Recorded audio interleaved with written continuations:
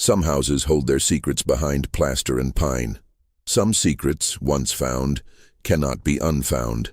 In the spring of 1869, a merchant from Philadelphia purchased what was described in the deed as a fully operational agricultural estate in the lowlands of South Carolina.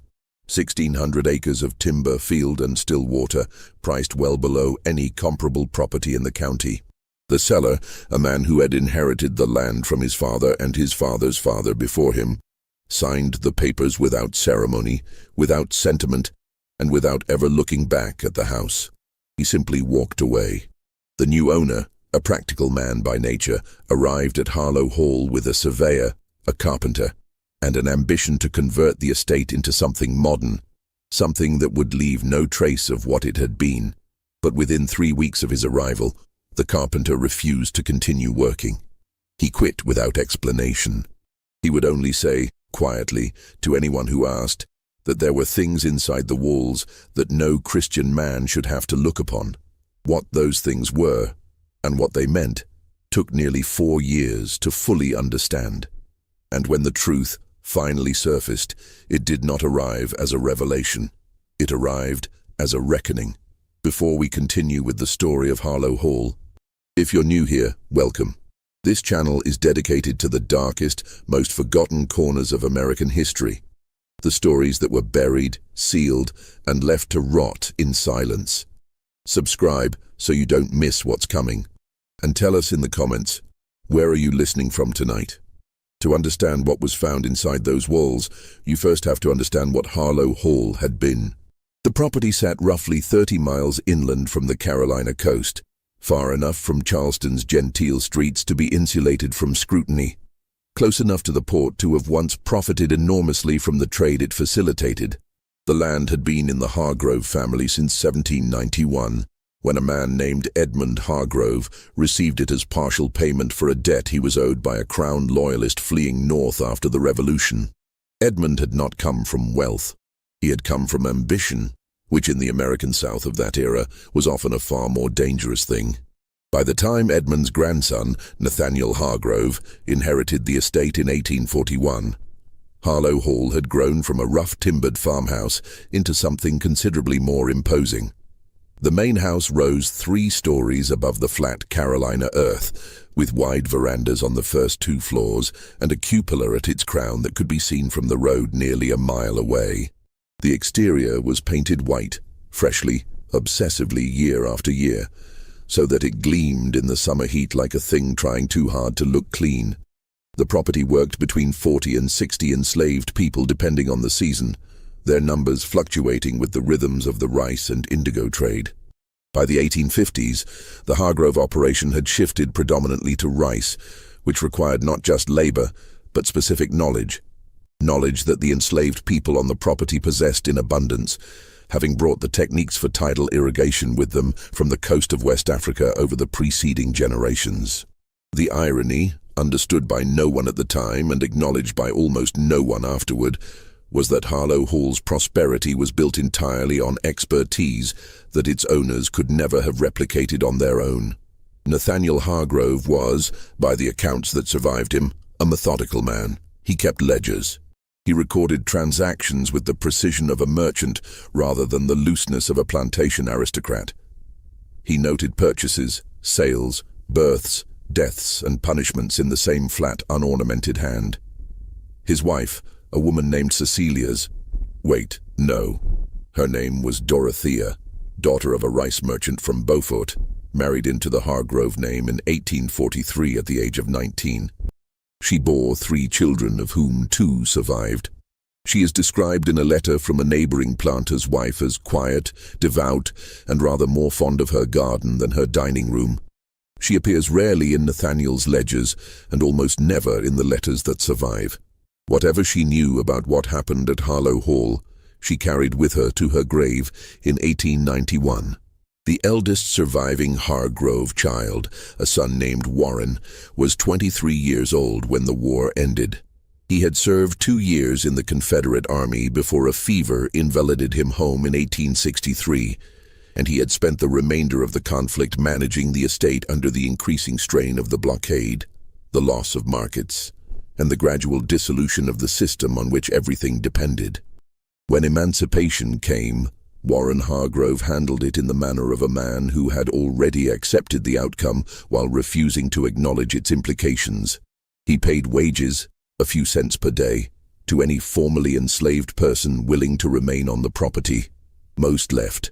A handful stayed, either because they had nowhere else to go, or because Harlow Hall was, in a way they could not fully articulate, still theirs. By 1868, Warren Hargrove was deeply in debt. The rice market had collapsed. The fields required repairs he could not afford. Several of the property's outbuildings had fallen into disuse, and the main house, for all its white paint and imposing height, had begun to show the particular decay that sets in when maintenance is deferred year after year. A softening of the wood, a darkening of the mortar, a smell that no open window could entirely dispel. He sold the estate in March of 1869 to a man named Gerald Prentice, a wholesale merchant from Philadelphia who had made a considerable fortune supplying Union forces during the war and was now looking to diversify into southern land. Prentice had never seen the property before the day he purchased it. He had acted on the recommendation of a business associate who described it as distressed but structurally sound, with significant potential. The price was less than half of what comparable acreage had sold for a decade earlier. Warren Hargrove took the money, settled his most pressing debts, and relocated to Savannah. He died there in 1884. His obituary described him as a man of the Old South, faithful to its traditions. His mother, Dorothea, declined to attend his funeral, citing poor health. She was, at the time, 70 years old and had not left Beaufort in 3 years. Her reasons for the absence were never formally recorded. Gerald Prentice arrived at Harlow Hall in April of 1869 with considerable optimism and almost no understanding of what he had bought.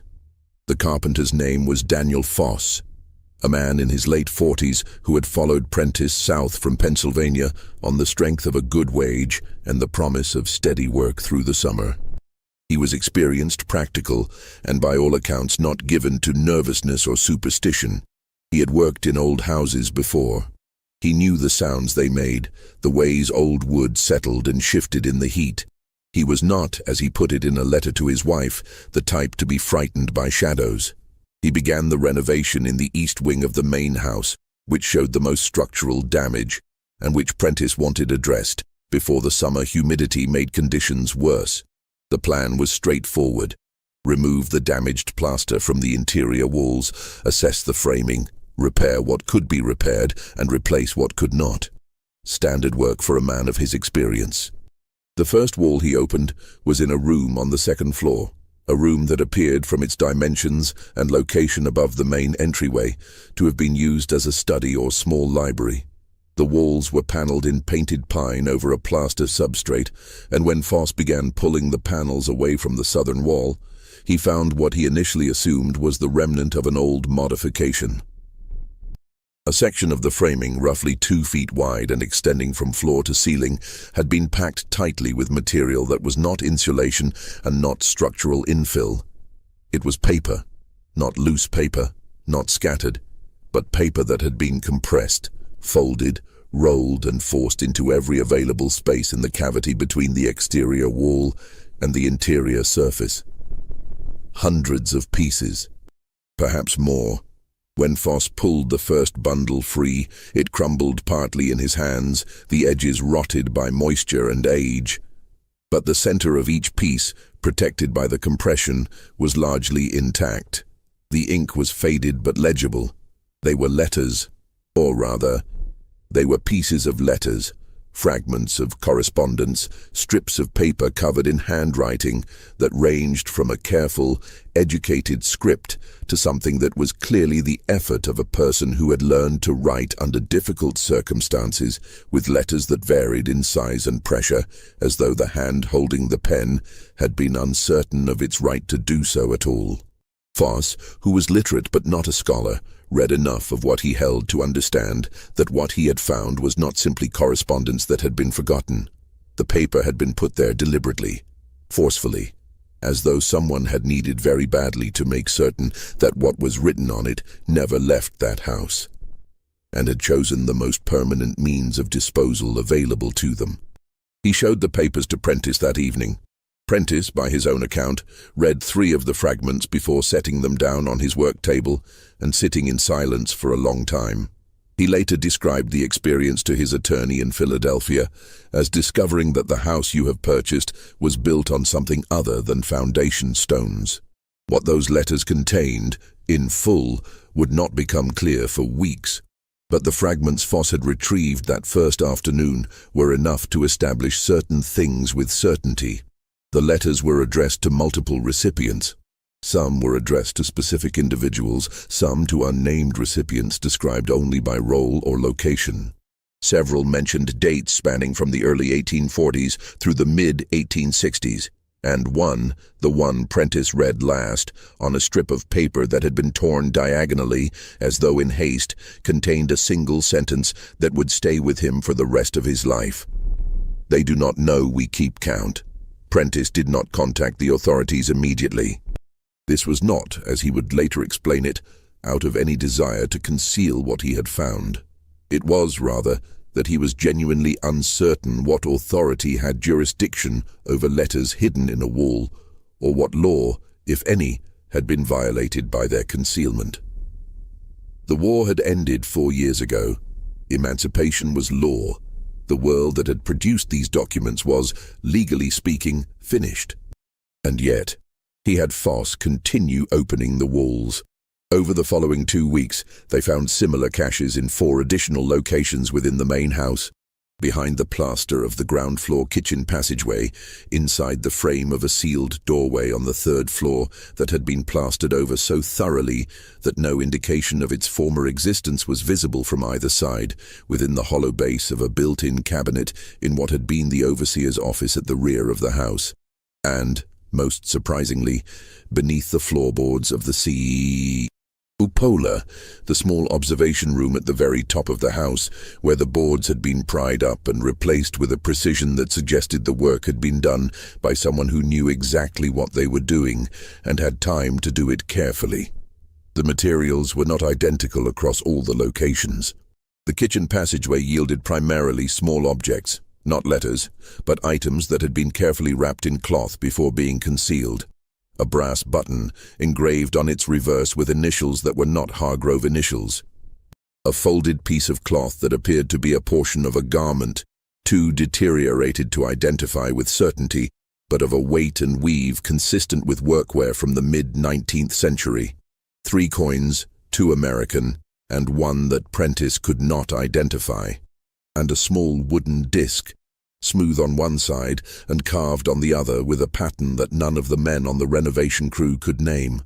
The sealed doorway on the 3rd floor opened onto a space that was neither a room nor a passage. It was a cavity, perhaps 4 feet wide and 7 feet long, that existed between the exterior wall of the house and an interior partition that had no evident structural purpose. The space had been used.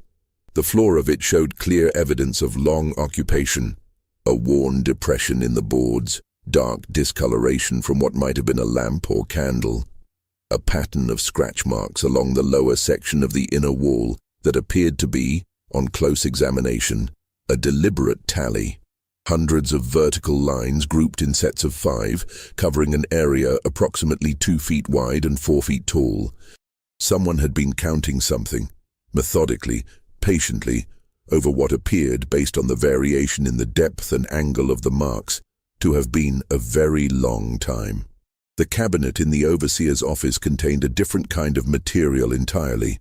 What Prentice found there were not letters and not objects, but what appeared to be a record, a parallel ledger, maintained in a hand that was careful and consistent, recording information in a format that deliberately echoed the plantation's official accounts. Column after column of dates, names, quantities, and notations. Not the names in Nathaniel Hargrove's ledgers. Different names, some of them given names that appeared nowhere in the official records, others described by relationship rather than name. The woman brought from the Beaufort auction. Her daughter. The child born in October not recorded. The entries were meticulous. They covered a period from approximately 1848 to 1863, when the handwriting abruptly changed, becoming slightly less certain, slightly larger, as though the person who had maintained the record had passed the responsibility to someone else. The final cache, beneath the cupola floor, was the most difficult to interpret. The papers there were more deteriorated than the others, the moisture damage more severe, the rot more advanced. Prentice and Foss spent 2 days carefully separating and drying what could be salvaged. What remained legible, when the process was complete, were fragments of what appeared to be a single long document, not a collection of separate letters, but a continuous narrative, written in a hand that was both highly educated and clearly not the hand of anyone in the Hargrove family records Prentice had been given with the deed. The narrative was in English, but it was not the English of the period's official documents.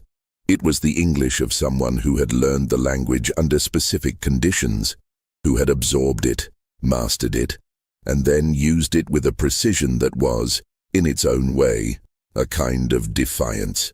Prentice could only read fragments, but what he read was enough to tell him that the document was, among other things, a chronicle, a deliberate, systematic account of events at Harlow Hall, spanning what appeared to be the entire antebellum period of the property's operation. He contacted his attorney in Philadelphia on a Thursday evening in late May of 1869. The letter he sent was 7 pages long. His attorney, a man named Edmund Hartwell, who had handled Prentice's business affairs for 15 years, received it on a Monday and made an immediate trip south. He arrived at Harlow Hall on a Wednesday. By that evening, he and Prentice had agreed on one thing. What they had found was not simply the detritus of a history now concluded. It was a record that someone had very deliberately preserved. And the question that neither man could answer, the question that would come to define the next 3 years of their lives, was a simple one. Preserved for whom?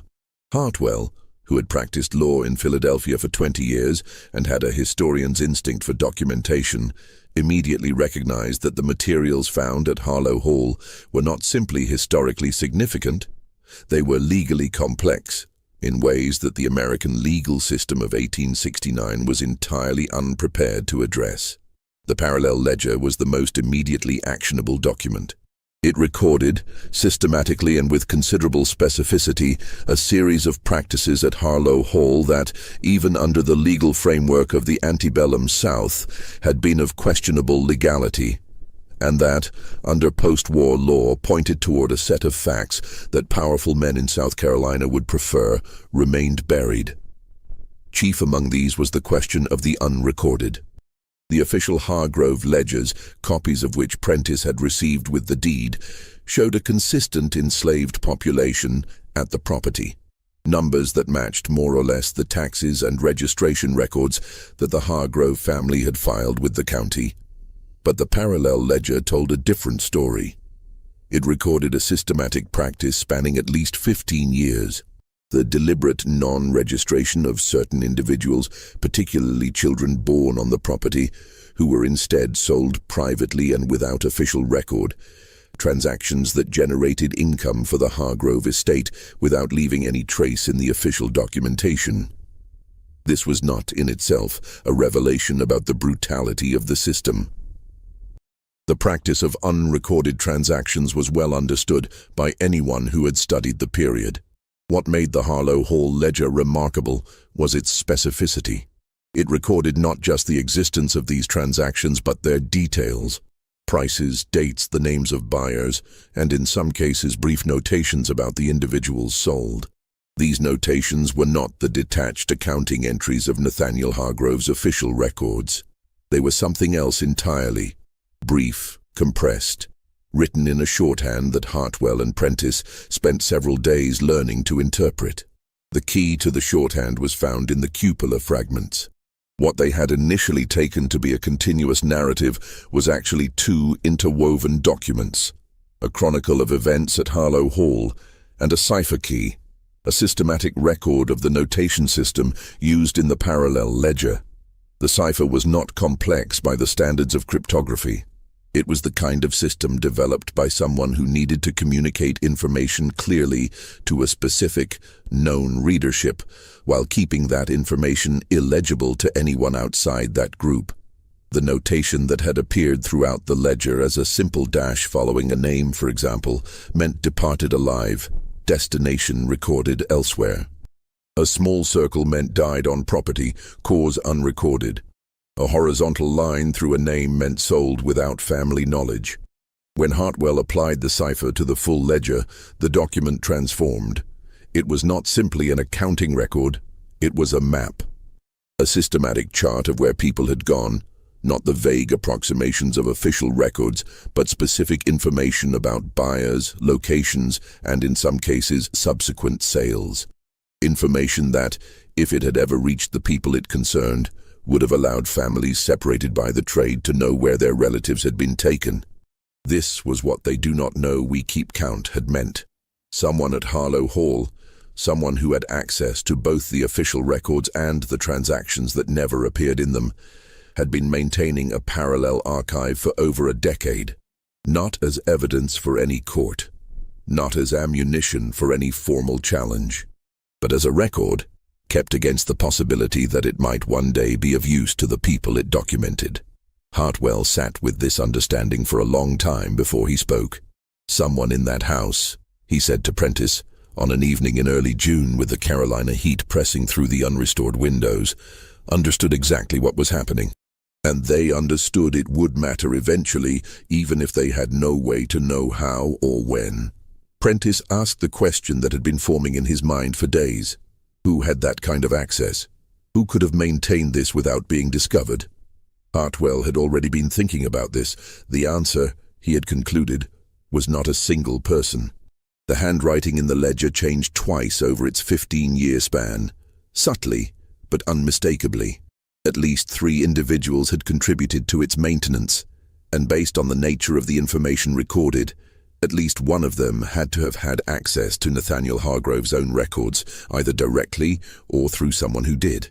The official Hargrove household accounts included a notation found in the ledgers transferred with the deed of a woman described as the house manager, trained in correspondence and accounts, employed from 1845.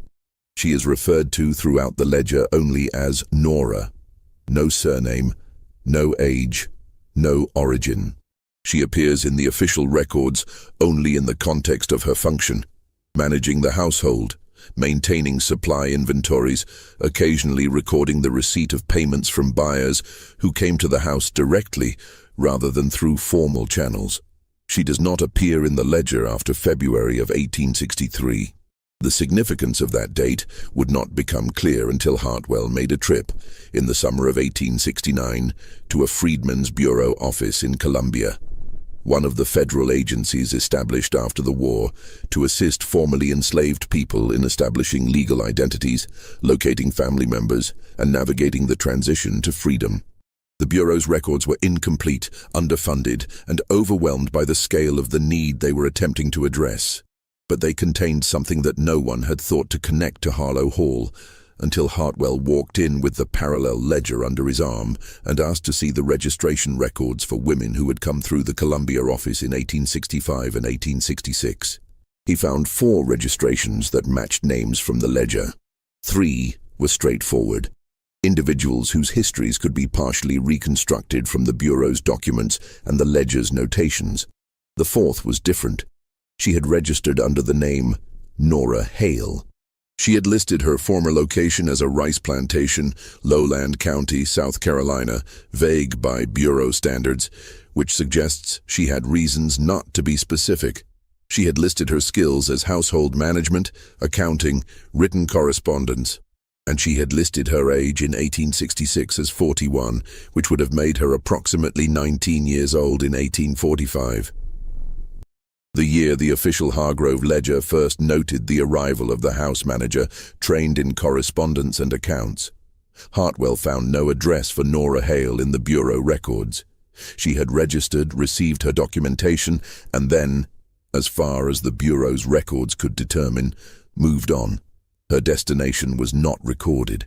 The Bureau agent who had processed her registration had noted, In the margin of her file, a single observation, unusually precise in her account, gave no names of former owners, appeared aware of legal implications. She had been gone for 3 years before Prentice bought the house. She had left behind a record that she almost certainly knew would one day be found. The question was whether she had intended it to be found by someone like Prentice, or whether she had hidden it for someone who never came. The deeper Hartwell dug, the more the contours of what had happened at Harlow Hall began to take a shape that was both clearer and more troubling. In the late summer of 1869, he traveled to Charleston and spent 2 weeks in the records of the county courthouse, cross-referencing the Hargrove family's official transaction records against property transfers, estate inventories, and court filings from the period covered by the parallel ledger. He was looking for the buyers, the names recorded in the ledger's cipher, the men who had come to Harlow Hall and left with individuals who appeared in no official record. Some of the names he could not trace. They appeared in no Charleston records, no county filings, no newspaper archives. They had purchased people at Harlow Hall and vanished as completely as the people they had bought. Whether this was because they had operated entirely outside the legal system, or because records from certain counties had been destroyed during the war, or because the names recorded in the ledger were aliases rather than legal names, Hartwell could not determine with certainty. But other names were traceable, and several of them were significant. One appeared 4 times in the ledger, each time associated with a transaction involving a child rather than an adult. This buyer is listed in the ledger's cipher notation as someone who paid above market rate and required no documentation.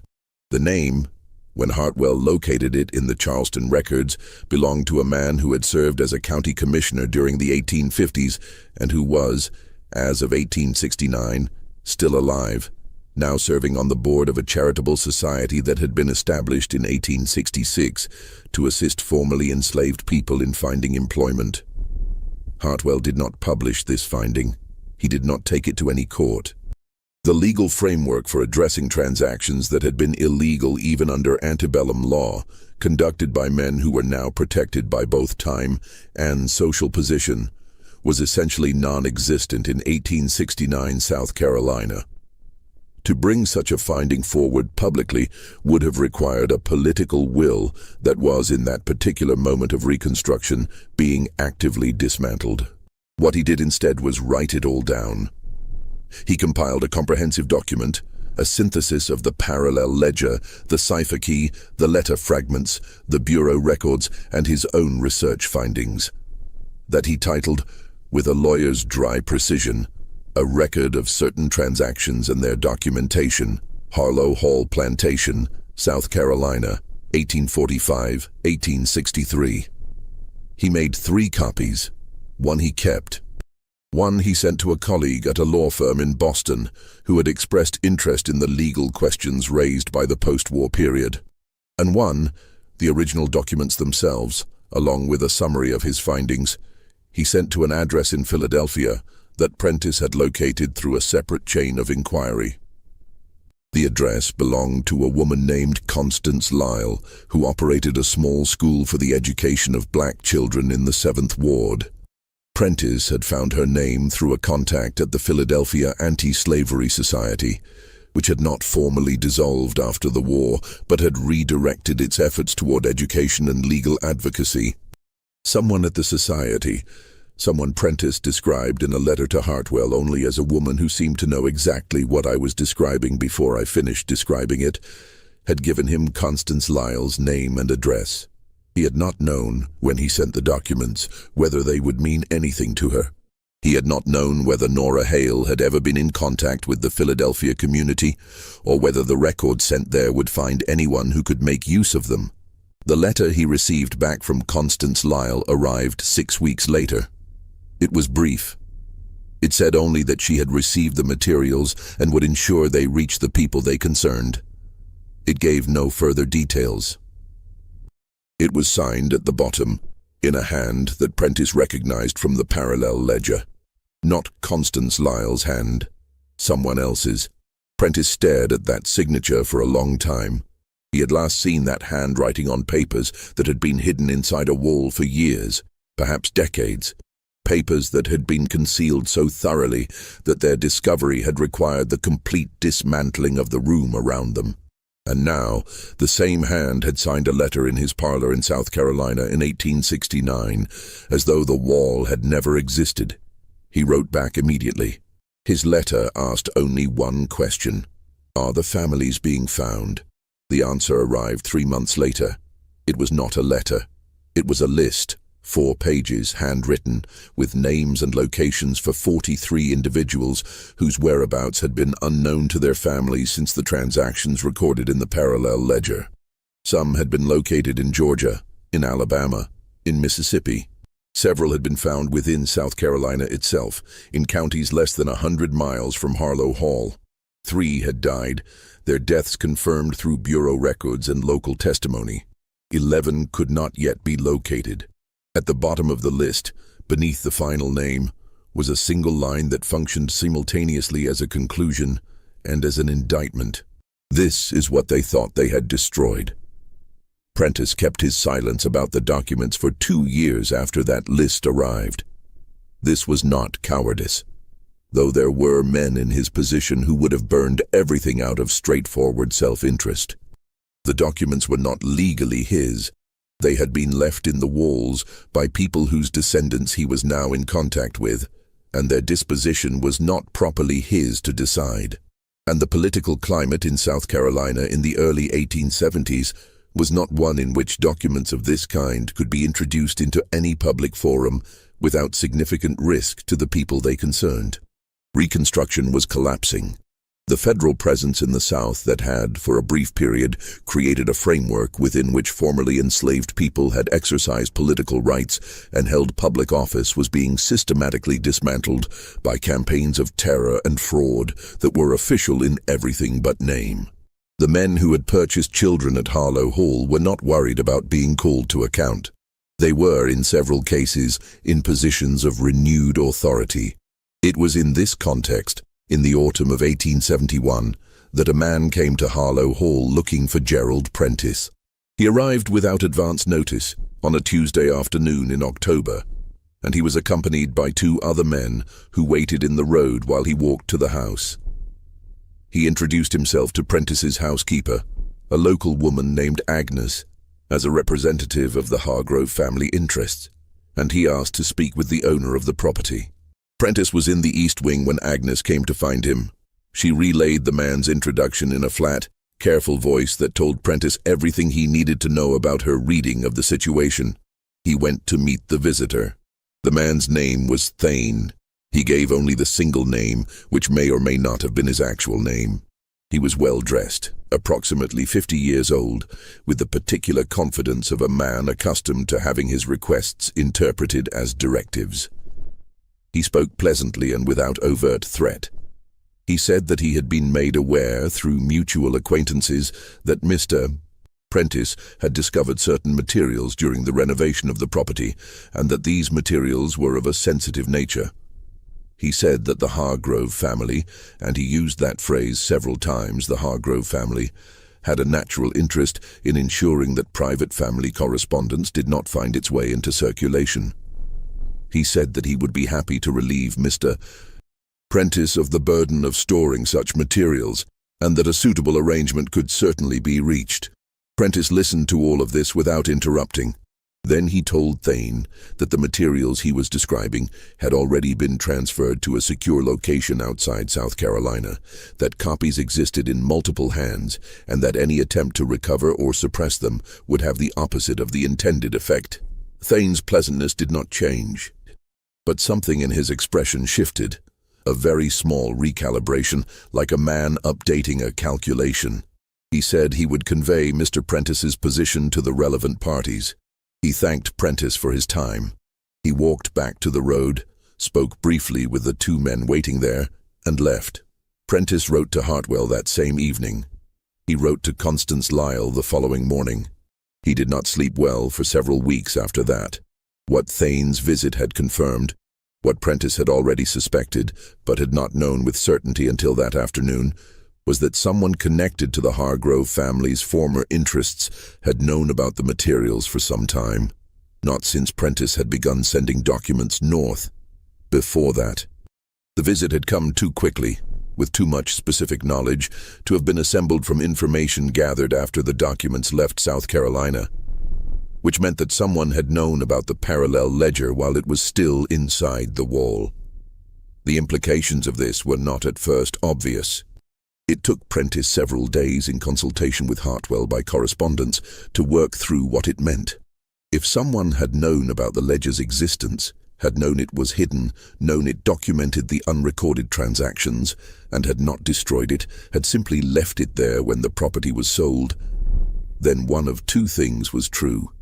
Either the knowledge had been held by someone who wanted the ledger found by whoever bought the house, or it had been held by someone who was afraid to destroy it, who understood that the information in it was known to people outside the walls of Harlow Hall, and who feared that its destruction would not suppress the record, but only confirm their awareness of it.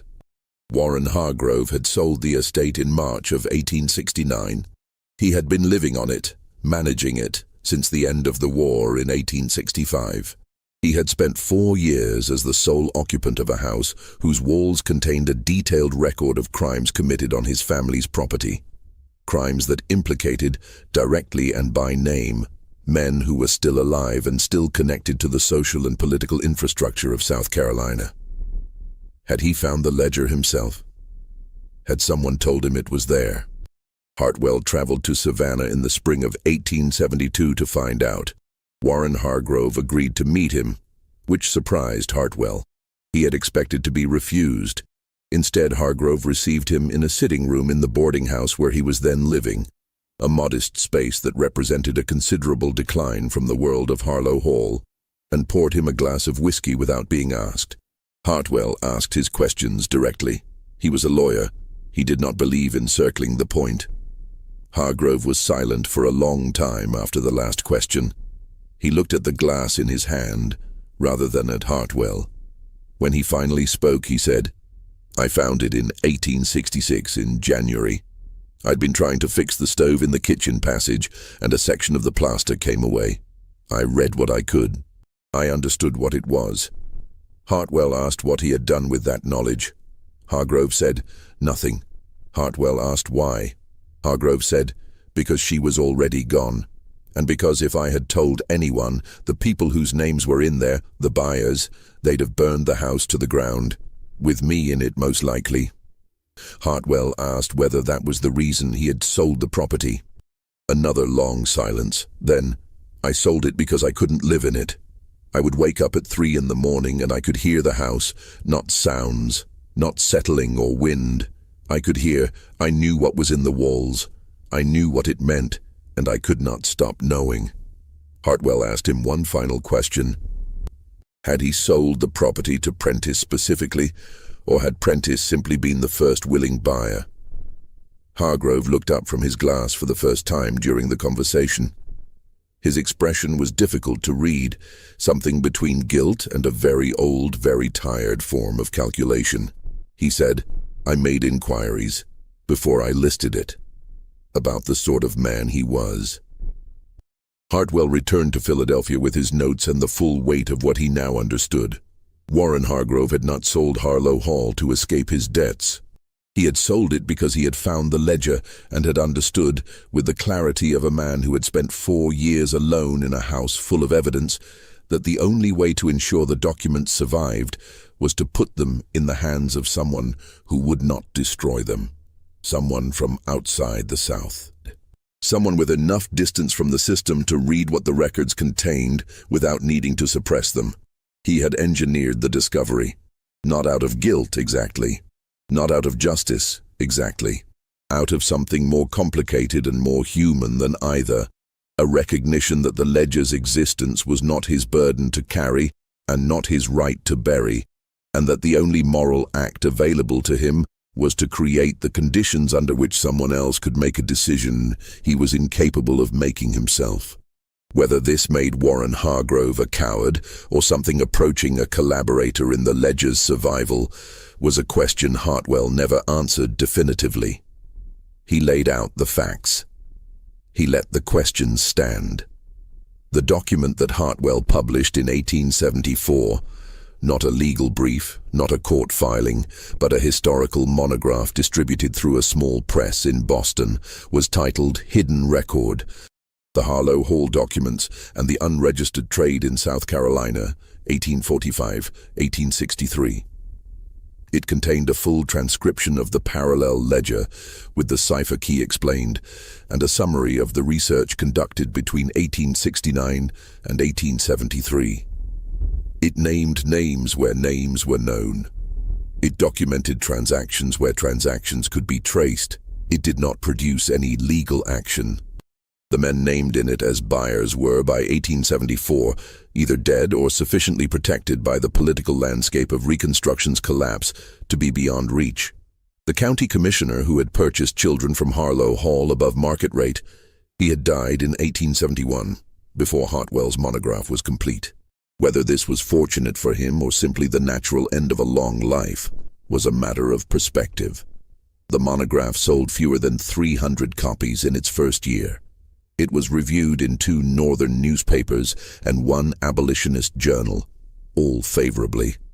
In South Carolina, it was not reviewed at all. Gerald Prentice never converted Harlow Hall into what he had imagined when he bought it.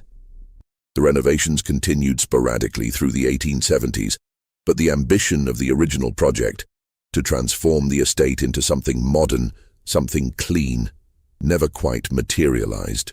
He sold the property in 1878 at a small loss to a timber company that was primarily interested in the acreage rather than the house.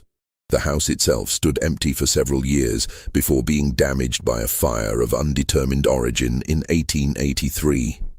It was not rebuilt. The parallel ledger, the original document, was retained by Constance Lyle's school in Philadelphia until 1891, when it was transferred to a historically black college in the South at the request of a woman who had been a student at the school in the 1870s.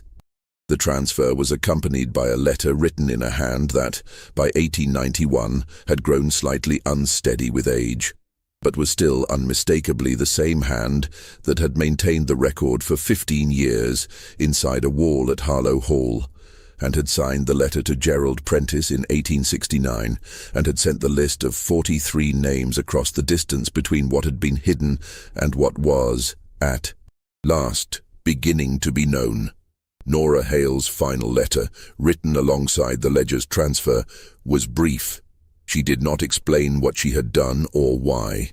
She did not ask to be thanked or remembered. She said only that the record was complete, that every name she had been able to account for had been accounted for, and that the 11 who had not been found in 1869 had, in the 20 years since, been reduced to 3. That 3 remained unknown was, she wrote, not a failure. It is a remaining obligation. She signed her name. She gave no date. The ledger entered the college's archive and remained there, largely unexamined, for decades. And that is where the story might have ended. In an archive shelf, in a building that most people would never visit, holding a record that most people would never read.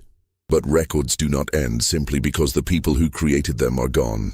In the spring of 1924, a history professor at the college was cataloging materials in the archive when he opened a box that had not been opened in 20 years. He found the ledger. He found the cipher key. He found Nora Hale's letter tucked inside the front cover. He spent 3 months with the materials before he published anything, and when he did, in a small journal of American history, in a modest article that attracted little attention at the time, he closed his essay with a sentence that has stayed in the margins of the historical record ever since.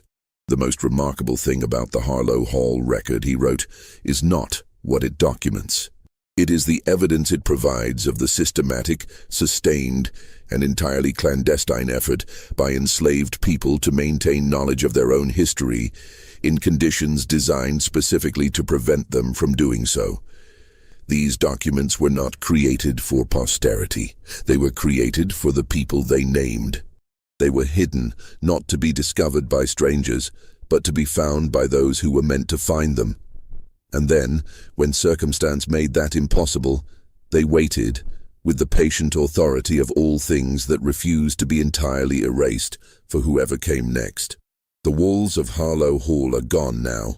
The timber company that bought the land in 1878 dismantled whatever the fire of 1883 had left standing, and the earth where the house once sat has long since been reclaimed by the low Carolina scrub that grows across everything in that region if left undisturbed for long enough. There is no marker, there is no sign. But in an archive in the south, in a building that was built specifically to hold the history that the official record refused to carry, the ledger still exists. The names in it are still legible. The cipher is still readable. The tally marks on the wall of the sealed room are gone with the house, but the record of their existence is not. They do not know we keep count.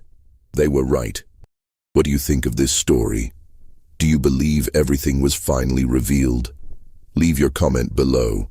If you enjoyed this account and want more forgotten stories from American history, subscribe, hit the notification bell, and share this with someone who loves the truth hidden behind closed doors. See you in the next story.